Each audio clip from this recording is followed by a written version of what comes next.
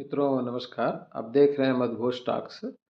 आज बहुत दिनों बाद एक वीडियो रिकॉर्ड हुई है। महात्मा गांधी एक विस्मर्श, उनकी बंटवारे में क्या भूमिका थी, भगत सिंह के फांसी में उनका क्या रोल हो सकता था। क्योंकि इधर लंबा गैप हो गया, थोड़ी हम लोग एक्सीडेंटल ट्रॉमा में भी फंसे रहे, तो उम्मीद करते हैं कि अच्छा लगेगा। धन्यवाद सर। गांधीवादी राष्ट्रवाद, आपका क्वेश्चन है कि वो अंग्रेजों से भिड़ा कर अंग्रेजों के प्रति क्या नजरिया है, यही ना। एक उदाहरण से आप इसको समझ सकते हैं कि कैसे दुश्मन को दोस्त बनाया जाता है। अंग्रेज तो दुश्मन है एक तरीके से, अंग्रेज दुश्मन नहीं लेकिन उनकी नीतियां दुश्मन है। जब चरखा पॉपुलर हो गया, भारतीय मिलों के कपड़े मार्केट में आ गए।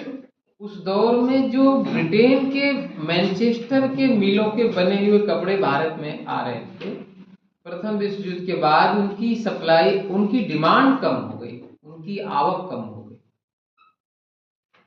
1930 तक आते आते स्थिति और भी खराब हो गई। सूती मिलों के कपड़े आने भारत में, उनकी डिमांड कम हो गई, भारतीय मिलें स्थापित हो गई, यहाँ भी लोगों को रोजगार मिल गया। और एक आंदोलन ने ऐसा प्रभाव कर दिया कि लोग, जो मध्यम के ऊपर का तबका है, वो तो खद्दर, खादी, सूती, हाथ का बुना हुआ पहनने लगे। ऐसे बहुत सारे लोग थे जो जो चरखे, अपने बुनने की मशीन नहीं तो अपने हाथ से बुन के और बोरे की तरह कपड़े पहन के जाते थे। ऐसे भी जो है दीवानगी आ गई थी। 1930 में जब वो द्वितीय गोल में सम्मेलन में जाते हैं, वो मैनचेस्टर के जो मजदूर हैं वो गांधी के दुश्मन हो चुके थे तब तक। क्यों कि मैनचेस्टर में मजदूर बेरोजगार होने लगे थे, उनको मिलों से बहुत सारे मजदूरों को निकाला जाने लगा था 1918-20 के बाद। वजह क्योंकि भारत में मांग कम हो गई, जिस रेशियो से कपड़े आ रहे थे वो कम हो गए। मैनचेस्टर की मिलों में मजदूरों की डिमांड कम होगी, बहुत सारे मजदूर बेरोजगार हो गए। 1930 में वो आदमी उन मिलों में जाना पसंद करता है जिन मिलों के मजदूर गांधी के नाम से घृणा करते हैं। महात्मा गांधी के प्रति एक नफरत पैदा हो गई थी कि इसी एक आदमी की वजह से हमारा रोजगार जा रहा है, हमारे बीवी बच्चे जो है आज परेशान हालत में है। लेकिन वह व्यक्ति उन जाके मजदूरों से मिलता है, उनके घरों से, उनके घरों के, उनके बच्चे, तमाम सारी चीजों के बारे में बात करता है। और यह एक जो उनके मन में धारणा थी और जो उनके मन में नफरत थी गांधी के प्रति, वो नफरत निकालने में वो आदमी सफल था।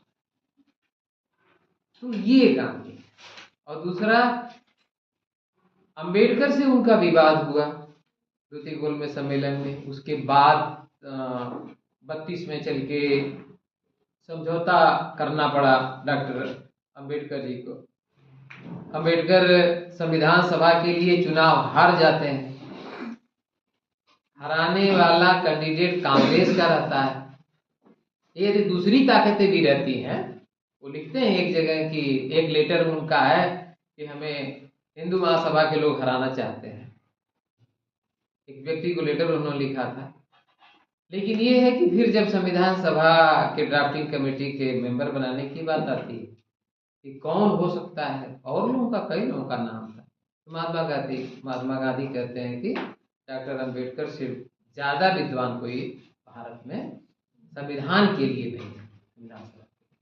तो ये है, जैसे हम आम जनमानस क्या होती है, आपसे हमारा विवाद हो गया तो आपकी सारी अच्छाई खत्म हो गई है कि नहीं। जनरली यही होता है ना, आपसे हमारा विवाद हो गया तो फिर आपने बहुत कुछ हमारे लिए किया भी होगा कभी, लेकिन सारा सब पानी हो गया, सब जीरो हो गया, आपकी अच्छाइयां भी हमारे लिए समाप्त हो जाती है।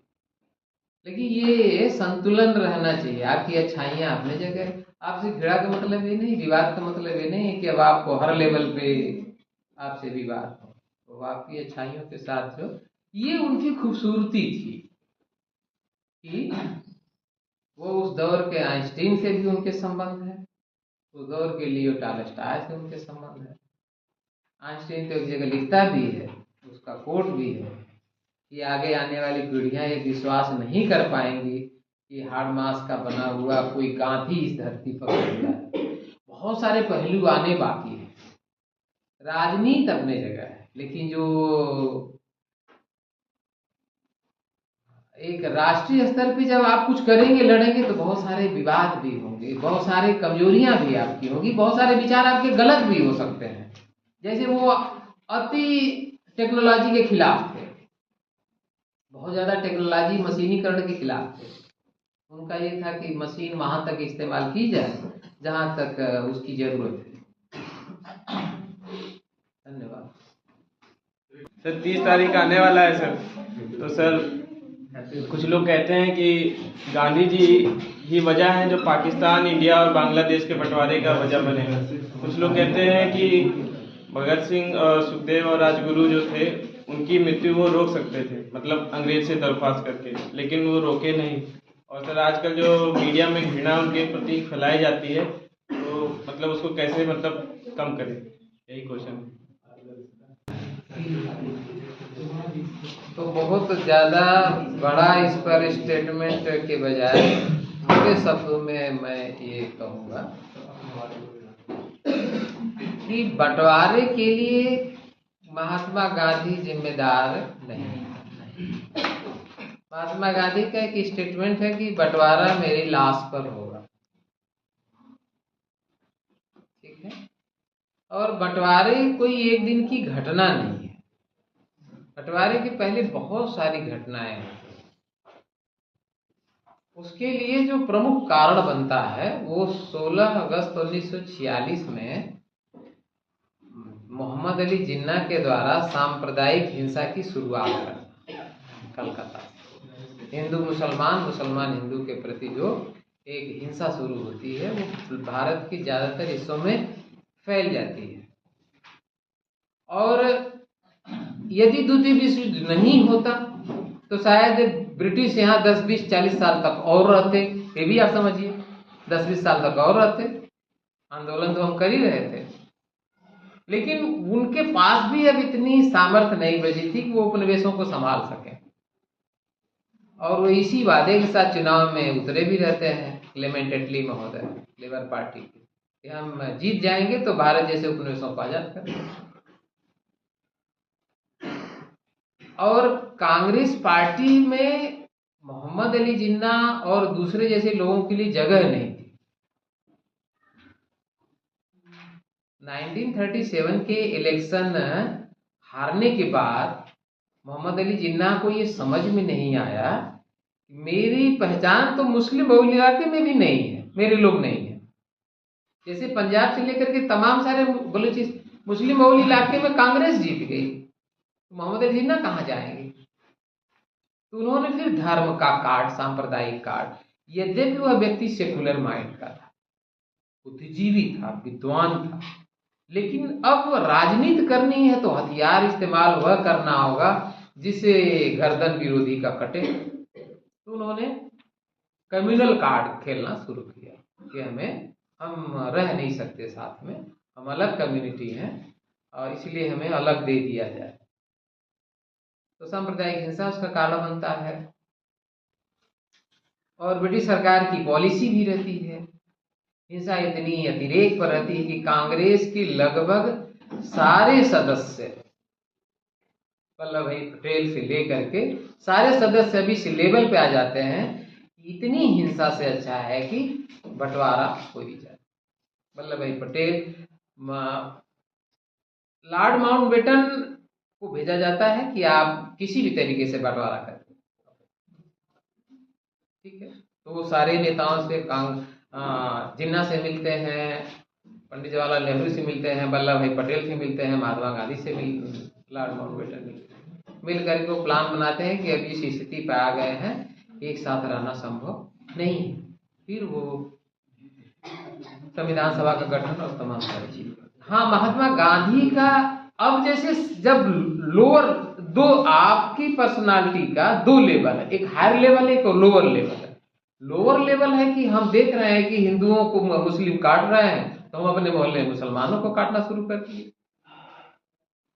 अब इससे आप जब ऊपर उठ जाएंगे तो आप देख रहे हैं उधर से भी लाशें आ रही हैं इधर से भी लाशें जा रही हैं। अब देखे होंगे वो कौन एक फिल्म आई थी इसमें बम उखाड़ देते हैं गदर। हाँ हाँ, कोई कहानी जोड़ कोई कहानी जोड़। हाँ, वो पूरा नाम बताना चाह रहा था, उसका उद्देश्य गलत नहीं था। तो इस तरीके की चीजें जो है, जब हायर लेवल पे जाएंगे तो भाई मानवता की रक्षा करना, तो आप श्रेष्ठतम लेवल पे जाएंगे तो वहां पर आपको हिंदू मुसलमान, अब उनको जो कट्टर हिंदू थे उनको लगा कि ये तो जो मुसलमान हमारे हिंदुओं को काट रहे हैं उनको उनका सड़ाते शिविर चला रहे हैं, उनके लिए भी वो जो है सहयोग दे रहे हैं। तो ये नफरत पैदा है, और एक दिन की नहीं है नफरत, एक दिन में नहीं पलती है नफरत, एक दिन में नहीं पलती, धीरे धीरे धीरे धीरे उसे पाला जाता है, छोटे से ही पाला जाता है। हिंदू संगठन भी बने थे, मुस्लिम संगठन भी बने थे, वो अपने कम्युनिटी काम कर रहे थे, अपने कम्युनिटी में काम कर रहे थे। लेकिन दुनिया में कोई वही देश सफल भी हुए हैं जो मल्टी कल्चरलिज्म को पालन किया, बहु संस्कृतिवाद, चाहे वो ऑस्ट्रेलिया रहा, चाहे यूरोप रहा, चाहे अमेरिका रहा। तो जिम्मेदार ठहराना एक व्यक्ति को ये बहुत कम आंकना है। और आज की राजनीति तो बात अलग है, राजनीति तो वही हथियार इस्तेमाल किए जाएंगे जिससे हमको वोट मिले।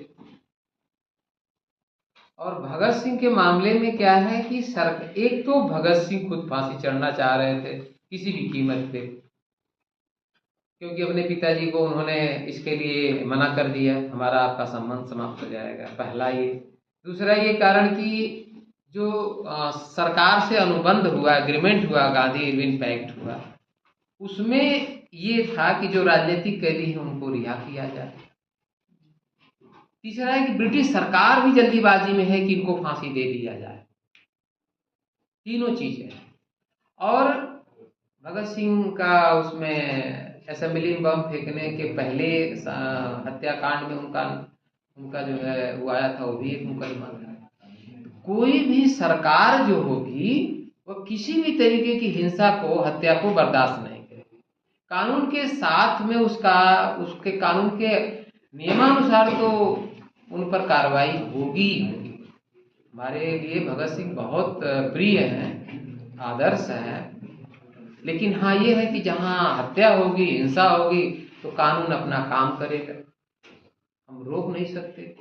कानून का शासन तो स्थापित करना ही पड़ता है, चाहे कोई भी समाज हो। ये अलग बात है कि अंग्रेजों का हम ज़्यादा जुल्म था और ज़्यादा अत्याचार था।